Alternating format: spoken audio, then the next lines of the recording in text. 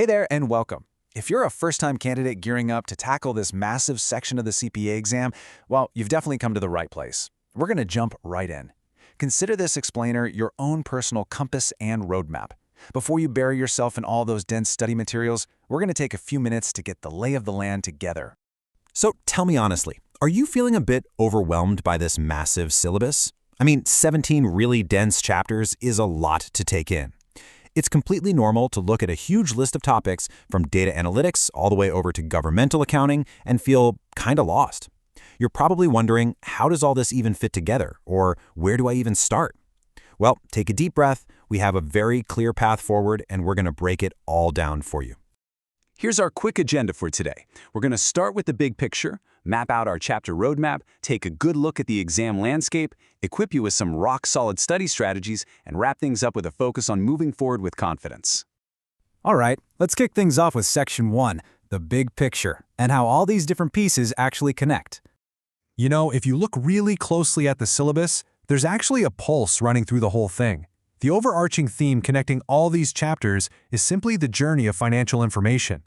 It's all about measuring, managing, and reporting to optimize business decisions.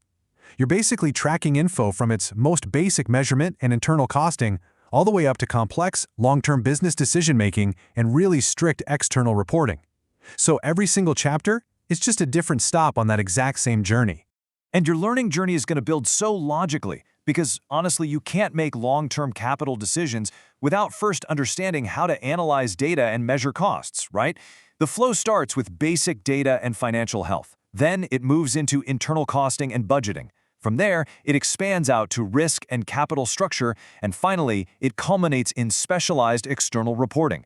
It really is just a natural progression of business logic. Moving right along to Section 2, our chapter roadmap. This is where we start chunking the syllabus down. So instead of trying to memorize 17 totally disconnected chapters, let's group them into 4 highly effective logical buckets. Your first bucket is data and performance, which covers chapters 1 through 3. This is where you'll learn to extract actual insights from big data, calculate key ratios to figure out liquidity and profitability, and use cool tools like balanced scorecards to look beyond just the raw numbers.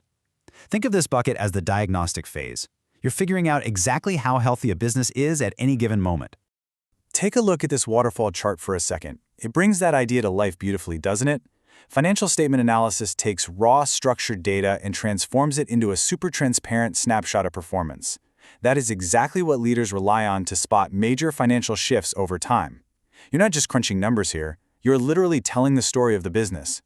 Let's jump to our next bucket, costing and budgeting, covering chapters 4 through 6. Now the focus shifts heavily to internal management.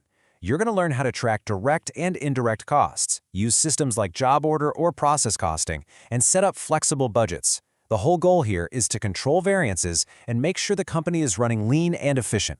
It's basically the engine room of the entire business.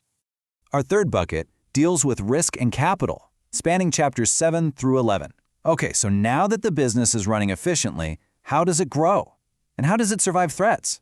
You'll dive into how businesses raise money through debt and equity, how they evaluate massive long-term projects, and how they use COSO enterprise risk management to navigate scary economic threats like inflation or sudden interest rate spikes. This visual of a balanced scale is absolutely perfect for this. It captures the core concept of this bucket perfectly. Managers have to carefully balance a company's resources, its assets, against its capital structure of debt and equity. Why? Well, to minimize liquidity and market risks while simultaneously maximizing return. It's this constant, delicate balancing act, and it's something you'll definitely need to master. And finally, we have Bucket 4, Specialized Accounting, covering chapters 12 through 18. This one is all about those strict reporting scenarios.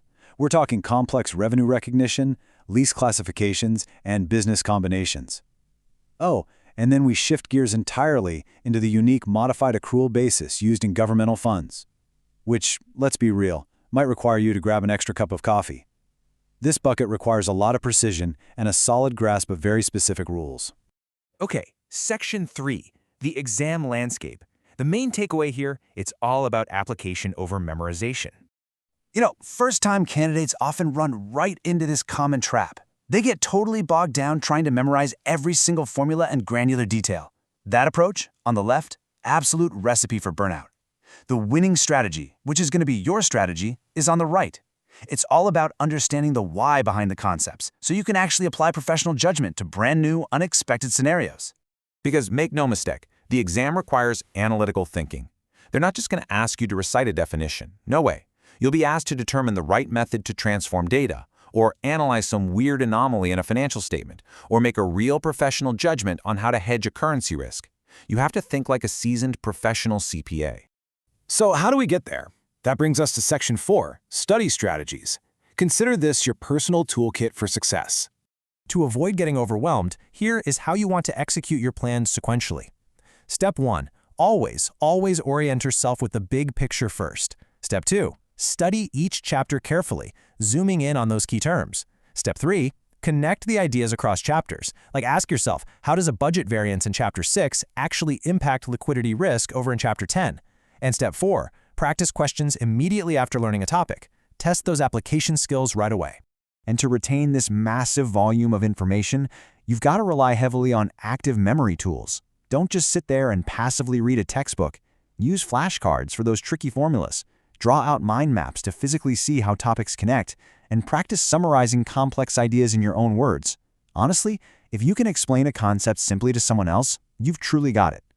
Also, keep your momentum going by building a really practical routine. Review your weak spots regularly. Focus heavily on key terminology, because speaking the language of the exam is absolutely crucial. Build out those flashcards. And maybe most importantly, do not get stuck or paralyzed by one single highly technical detail. Seriously, keep moving, get the broad concepts down, and I promise you the details will fill themselves in with practice. Which leads us to our final section, Section 5, Confidence Forward. Because this mountain, it is completely scalable. Look, this material might look super intimidating today. 17 chapters is a ton of ground to cover. But by chunking it into those 4 themes we just talked about and tackling it methodically, step by step, the complex genuinely becomes manageable. You are building a rock-solid mental framework right now, and soon enough, all of this is going to become second nature to you. I really want you to keep this in mind. Use this explainer as your compass whenever you feel lost, because you're going to feel overwhelmed in the weeks ahead. That's completely normal. When you do, just return right back here to this blueprint. Reorient yourself and remind yourself how all these pieces form one big cohesive picture of a business. So, what do you say? Are you ready to take that first step? You've got the roadmap, you know the destination, and you're armed with the right strategies. I'll leave you with this final thought. Once you master these 17 chapters, you won't just pass an exam, you will literally never look at a business the same way again. Ready to see the matrix of the financial world? Dive into Chapter 1 with confidence, and let's get to work.